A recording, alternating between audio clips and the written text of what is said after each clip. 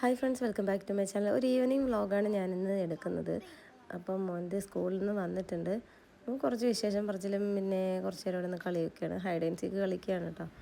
അവനെവിടെ വരുമെന്ന് ഞാൻ കണ്ടുപിടിക്കാം. അങ്ങനെ ഹൈഡ് ആൻഡ് സീക്ക് കളിച്ചു. അത് കഴിഞ്ഞിട്ട് ഞങ്ങൾ പുറത്തോട്ട് പോകാമെന്ന് വിചാരിച്ചു. ഒരുപാട് ദൂരമൊന്നുമല്ല, സിറ്റിയിലോട്ടൊന്നും പോകുന്നില്ല.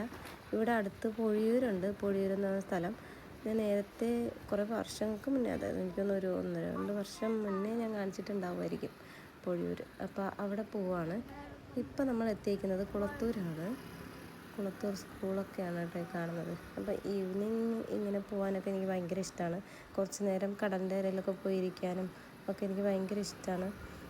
അതുകൊണ്ട് ഞങ്ങളത് പോകണേ. എന്നെപ്പോലെ തന്നെ അച്ഛനും ഇഷ്ടമാണ്, മോനും അതുപോലെ ഇഷ്ടമാണ്. ഒത്തിരി ആളുകൾ വേണം അങ്ങനെയൊന്നുമില്ല. ഇച്ചിരി കാം ആൻഡ് ക്വയറ്റായിട്ട് ഒന്ന് റിലാക്സ് ആവാൻ വേണ്ടിയിട്ടൊരു സ്ഥലം. അതിൻ്റെ ഓരോ വിശേഷങ്ങളൊക്കെ പറയുകയാണ് കേട്ടോ. അങ്ങനെ ഞങ്ങളിത് പൊഴിയൂർ എത്താറായി. അപ്പോഴേക്കും ഇവിടെ ഒരു വലിയ പള്ളിയുണ്ട്.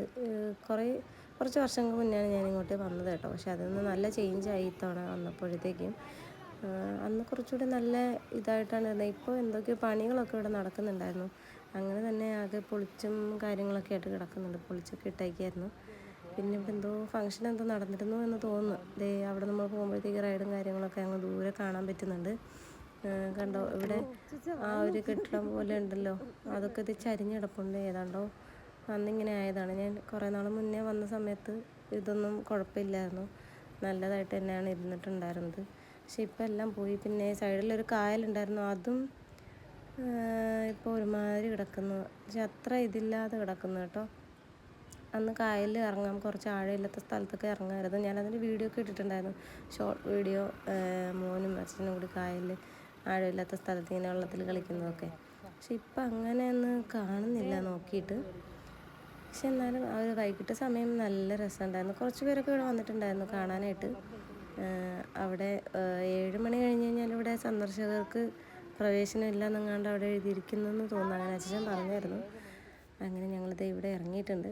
കുറച്ച് പേരുണ്ട്. അന്നാണെങ്കിൽ ലാസ്റ്റ് വന്ന സമയത്ത് ഇവിടെ കുറച്ച് കുഞ്ഞ് ഷോപ്പും കാര്യങ്ങളൊക്കെ ഉണ്ടായിരുന്നു. നമ്മൾ കടൽക്കരയിൽ പോകുമ്പോൾ എങ്ങനെ ഉണ്ട് അതുപോലെ ഉണ്ടായിരുന്നു. പക്ഷെ ഇത്തവണ അങ്ങനെയൊന്നും കാണുന്നില്ല. ഇവിടെ എന്തൊക്കെ പണികളൊക്കെ നടക്കുന്നുണ്ട് പകരം. പിന്നെ ആ ഒരു കായലിൻ്റെ സൈഡിൽ കുറച്ച് രാത്രിയായ സമയത്ത് കുറച്ച് ലൈറ്റും കാര്യങ്ങളൊക്കെ ഉണ്ടായിരുന്നു.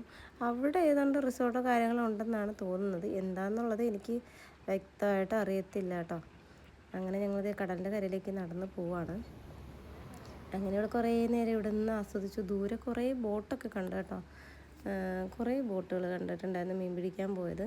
അപ്പം മോന് അതിൻ്റെ കാര്യങ്ങളും ഒക്കെ പറഞ്ഞു കൊടുത്ത് അങ്ങനെ കഥകളും പറഞ്ഞ് അവിടെ നിൽക്കുകയായിരുന്നു.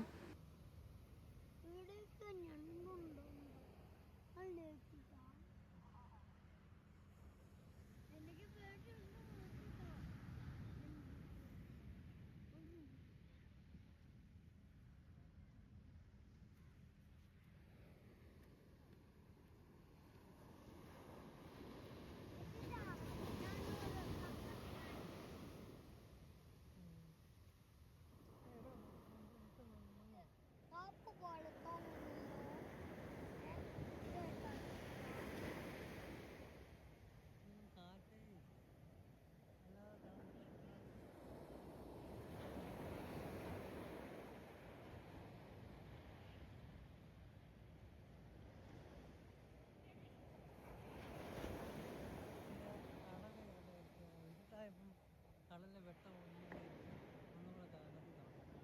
കടലിലെ നക്ഷത്രങ്ങൾ. അപ്പോൾ രാത്രിയായപ്പോൾ അങ്ങ് ദൂരെ കണ്ടോ കായലിൻ്റെ സൈഡിൽ ലൈറ്റൊക്കെ കാണുന്നുണ്ട്. റിസോർട്ടാണെന്നാണ് തോന്നുന്നത്. എന്താണെന്നുള്ളത് എനിക്ക് വ്യക്തമായിട്ട് അറിയത്തില്ല കേട്ടോ. അങ്ങനെ കുറച്ച് നേരം കൂടി ഞങ്ങളിവിടെ നിന്നിട്ട് പിന്നെ തിരിച്ചു പോവാണ്. കാര്യം സമയം രാത്രിയാവാനായി. ഒന്ന് ഇരുട്ടി വന്നപ്പോഴത്തേക്കും ഞങ്ങൾ തിരിച്ച് ഇറങ്ങി കേട്ടോ.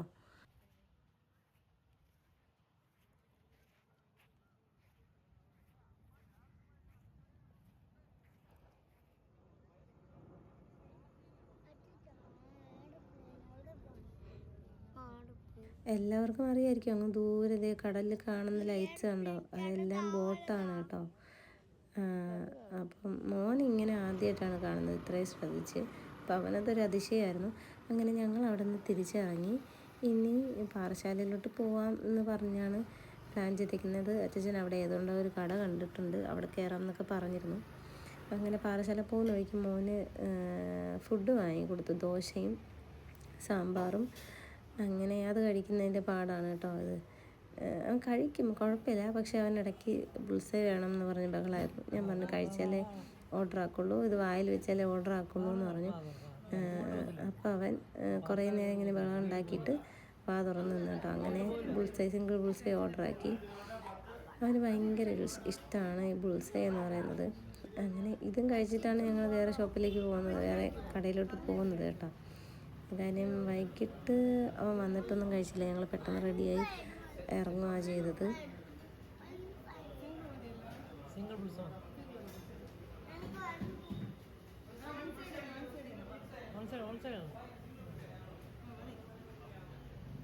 അങ്ങനത്തെ നമ്മൾ ഓർഡർ ചെയ്ത ബുൾസൈ വന്നിട്ടുണ്ട്. അവൻ ദോശയും കഴിച്ച് കഴിയാറായി. അങ്ങനെ ദോശയും ബുൾസയും ഒക്കെ കഴിച്ചിട്ട് അവിടെ നിന്ന് ഇറങ്ങി. 51 റുപ്പീസാണ് ആയിട്ടുണ്ടായിരുന്നത്. പിന്നെ അവിടെ നിന്ന് പാറശാല പോകാമെന്ന് പറഞ്ഞ് വന്നുകൊണ്ടിരിക്കുന്നതാണ് ഈ കാണുന്നത്. പക്ഷേ പാറശാല എത്തിയിട്ട് അച്ഛന് കടയുടെ പേരറിയത്തില്ല. കടയുടെ പേരറിയാതെ എങ്ങനെയാണ് നോക്കുന്നത്? ഞാൻ പലവട്ടം ചോദിച്ചതാണ്. അപ്പോൾ പറഞ്ഞു കടയുടെ പേരറിയത്തില്ല, നമുക്ക് നോക്കാമെന്ന് പറഞ്ഞു. നോക്കിയിട്ട് പ്രത്യേകിച്ചൊന്നും ഉണ്ടായില്ല, കടയിൽ നിന്ന് കണ്ടെത്താനും പറ്റിയില്ല. അങ്ങനെ ഞങ്ങൾ പിന്നെ എന്താ ചെയ്തതെന്ന് വെച്ച് കഴിഞ്ഞാൽ അവിടെ നിന്ന് റാഫീസിൽ വന്നിട്ട് ബർഗർ കഴിക്കാമെന്ന് വിചാരിച്ചു. പക്ഷേ റാഫീസിലെ ബർഗർ ഇല്ല എന്ന് പറഞ്ഞു. പിന്നെ ഞങ്ങൾ നേരെ അമരവിളയിലേക്ക് പോയി. ഞാൻ ഇടയ്ക്കൊരു ഷോർട്ട് വീഡിയോ ഇട്ടിട്ടുണ്ടായിരുന്നു. വീസ് കഫേ എന്ന് പറയുന്ന ഒരു കഫേ നമ്മുടെ അമരവിള ഗ്രാമം പെട്രോൾ പമ്പിന് അകത്തൊരു കഫേ ഇരിപ്പുണ്ട്, അവിടെയാണ് കേട്ടോ. അപ്പോൾ ഞങ്ങൾ പെട്രോൾ പമ്പിൽ എത്തിയിട്ടുണ്ട്. അപ്പം അതിനകത്തുള്ള കഫേയിൽ കയറി ചിലർ കുഞ്ഞു സാധനങ്ങളൊക്കെ വാങ്ങി കഴിച്ചു.